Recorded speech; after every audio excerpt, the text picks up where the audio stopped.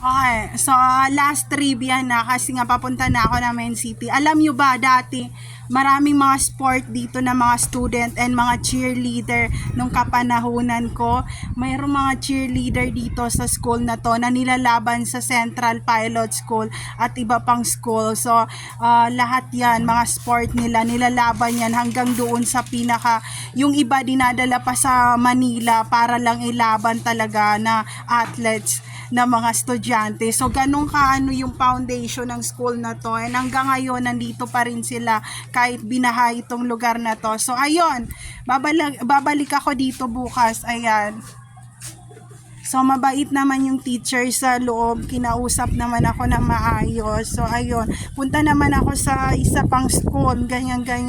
Kasi para ma-shoutout, 'di ba? Kasi sabi ng lola ko, shoutout mo kung saan ka nag-elementary, high school and college, yung ilaban mo na meron kang pinag-aralan, na hindi lahat na mahihirap ay puro tambay. Hindi totoo 'yon.